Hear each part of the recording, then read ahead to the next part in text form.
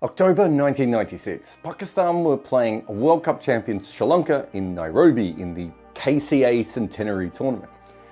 Shahid Afridi walked out to bat at number 3 for the first time in international cricket.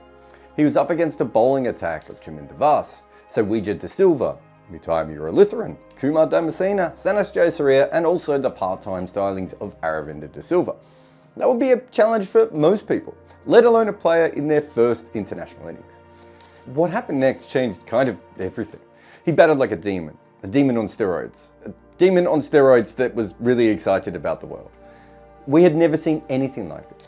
When the Sri Lankans were able to stand back up, they were able to see what he had done, which is finish with a score of 102 from 40 balls. His 100 actually came up from only 37. There were 11 sixes and 6 fours. And if you watch the most recent IPL, you may be thinking, sure, that seems fun, but what's the big deal? Well, in the ODIs of 1996, the scoring rate was 4.63. He scored at 15 runs and over in that innings. That knock wasn't even in the realms of possibility at that point. Before that carnage, Jayasuriya held the world record for the fastest ODI ton, and he was quite clearly the quickest scoring batter we had ever seen. Afridi broke his record by 11 deliveries. He took 30 balls less than Bazit Ali, who held the previous record for Pakistan. And this century took 24% less time than the next best. The modern day equivalent would be someone scoring 100 off 24 balls to break AB de Villiers' record.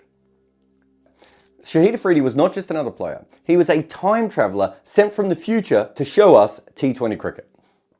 You might want to go on the attack against trolls of your favourite player, but to do that you need a good defence, and we choose NordVPN. They are our protection against cyber cutters or when some board has geo-blocked a great clip. NordVPN will help you get through the straight bat of any rights restrictions so that you can watch all the cricket you want. Protect your computer like the fastest, nastiest, scariest bowler in the world is coming for it with NordVPN today. That's nordvpn.com/KIMBER. Go Nord today.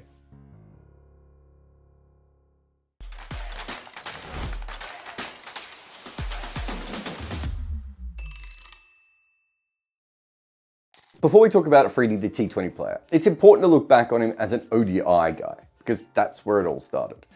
And if there's one pattern you can notice, it's that the man doesn't know how to bat within himself. During his best years, he had a true strike rate of over 40 regularly. His lowest true strike rate in a calendar year was slightly below 14. None of this is normal in any way. For example, AB de Villiers had one year, 2015, where he had an insane true strike rate. Afridi's entire career is that kind of mark. For years we laughed at him because of his inconsistency and the fact that he didn't make as many runs as proper batters. But now with metrics like true values, we can actually see how phenomenally special he was. He was really playing T20 cricket in ODIs before T20 existed. And Afridi was well above par on both true economy as well as true wickets per 10 overs in the 5 calendar years there as well. If we consider only the true economy rate, it was better than 0.2 9 times. And he was close to being a par bowler in 2000, 2010 and 2012. In fact, we only have him as a negative twice. You would take these returns from a leg spinner whose career went for more than 2 decades. That's before you think about what he could do with the bat. Now, cricket's had players like Victor Trumper and Viv Richards well ahead of their time before, but Afridi is completely on their level. And of course, the easy place to start with Afridi is the batting. But remember that as a bowler, he was also well ahead of the curve. He was bowling quick wrist spin, which is something that inspired Rashid Khan, one of the most valuable T20 players in the globe at present. And bowlers like Afridi and Anil Kumble are really the modern kinds of T20 bowlers we see today.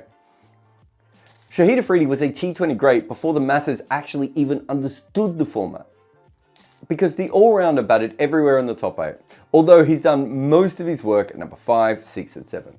The fact that he could slot in anywhere gave his team just incredible flexibility. You just had to say to him, do you want to have a bat today? And out he went. In terms of raw numbers, he was actually his best as an opener. However, he didn't actually play that many innings up the top. If you look at modern T20 cricket with Sunil Narine and Travis Head and Fraser McGurk, you can see how much impact someone can have going that hard from ball 1. It's most probably the role that he would play in modern T20, because there is no way to set a field to Afridi in the power play. And he was a better batter than Sunil Narine. After all, he averaged 36.5 at a strike rate of 87 in Test match cricket, while playing 50% of his innings as an opener, which is a bizarre thing to think about, really. While Sunil Narine is a tail-ender who has made himself into an infrequent but incredible hitter. Compare that to Afridi, who has 5 Test match hundreds in only 27 matches. He would have been a better Narine than Narine. And when he finally started playing T20 cricket regularly, like the first men's T20 World Cups, he won the MVP in 2007 and had a great case for winning it a couple of years later in 2009 when Pakistan won their first global title since 1992. I mean, who doesn't remember Bumble saying, "Afridi, fittingly, hits the winning runs, big man, big game, it's a leg bye, who cares?" In fact, the only T20 World Cup where he had a negative true strike rate was in 2010. He was above par on true average and true strike rate in 2009, 14, and even in 2016 when he was 36 years old. Okay, his age is subjective. He could well be a 700-year-old vampire or actually still be only 16. But either way, clearly the 2014 and 16 T20 World Cups, he was not near his peak. But he also wasn't just a bits and pieces all-rounder. He was a frontline bowler and completely elite on that side of the ball. In fact, his value when bowling was the equivalent of Rashid in the first 2 editions. And since then, he was a net positive on both true wickets and also true economy, but only in 2014. But in 2016, that was the only year he actually conceded more runs than expected. Afridi played T20 cricket worldwide, but the franchise tournament in which he featured the most was obviously the PSL. Despite the fact that those were actually in the last few years of his career, he was still a plus in terms of true economy in his 5 seasons. In terms of wicket taking, he was only a negative in 2017. In other words, his form held up. But by then, clearly he was slipping a little bit with the bat. He had one great year in 2017 and he was a net positive in 2020, but he was on the wrong side of the quadrant only once in 2019, and he still had a positive true strike rate in 2016 and 2018. Like, that's not too bad for an old man. And when you factor in all the flexibility he gives you, I mean, he's a phenomenal package. But honestly, even when Afridi wasn't at his best, he was still incredible. But when it was peak Afridi, he was a 6-hitting finisher in the death overs, an opener who could smash the ball from the first delivery, an economical wicket taker in the middle overs who could also bowl in other phases if needed. He had an iconic celebration. He was more fun to watch than a bag full of butterflies. He bit balls, he slogged, he did everything he wanted. He was completely and utterly entertaining in every single way.